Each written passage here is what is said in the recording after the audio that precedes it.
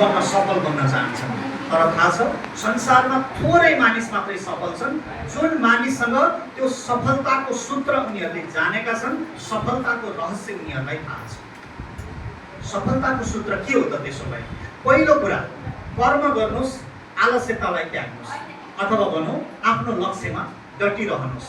दोस्रो कुरा हो कर्म गर्नुहोस्, आलस्यतालाई त्याग्नुहोस्। तेस्रो कुरा, चुनौतीहरू आउँछन्, चुनौतीको सामना गर्दै जिन्दगीमा अगाडि बढ्नुहोस्। कसैको नेगेटिभ कुरा सुनेर मनोबल कमजोर नपार्नुहोस्। पाँचौँ कुरा, कमजोर होइन शक्तिशाली बन्नुहोस्। जसरी जङ्गलको राजा सिंह हेर्नुहोस् त, हुन त त्यो हात्तीभन्दा सानो छ, जिराफभन्दा पनि होचो छ, र मलाई लाग्छ त्यो चितुवा जति छिटो दौडिन पनि सायद नसक्छ। तर फेरि पनि होचै भए पनि, ढिलै दौडे पनि, सानै साइजको भए पनि जङ्गलको राजा फेरि पनि सिंह नै हो। सिंहलाई कहिल्यै पनि सिंहासनको चिन्ता हुँदैन। ऊ गएर जुन ढुङ्गामा टुसुक्क बस्छ, ऊ बसेको ढुङ्गा नै सिंहासन बन्छ। त्यही भएर तपाईँ सिंह बन्ने कोसिस गर्नुहोस्, सिंहासनको चिन्ता नलिनुहोस्।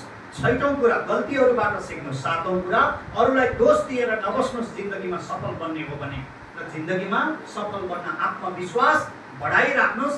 नवौँ कुरा, मनलाई उदार मनस्थितिको बनाउनुहोस्। र दसौँ कुरा, जुन काम गर्नुहुन्छ त्यो काममा पूर्ण रूपमा एकाग्र हुनुहोस्। एउटा यस्तो दिन आउँछ तब तपाईँको जीवनमा नलेज इन माइन्ड, मस्तिष्कमा ज्ञान होस्, स्माइल इन फेस, अनुहारमा हाँसो होस्, पोलाइटनेस इन भोइस, आवाजमा विनम्रता होस्, रेस्पोन्सिबिलिटिज इन सोल्डर, काँधमा जिम्मेवारी होस्, काइन्डनेस इन हार्ट, हृदयमा दया होस्, पेसेन्स इन डिफिकल्ट टाइम, असहज परिस्थितिमा धैर्यता होस्, गुड इन्टेन्सन इन बिहेभियर, व्यवहारमा सही नियत होस्, डिभोसन इन वर्क, काममा समर्पण होस्, अनि progress, prosperity and happiness in life, जीवनमा सुख, शान्ति र समृद्धि होस्। यहाँहरू सबैलाई सफल जीवनको शुभकामना दिँदै बिदा हुन्छु।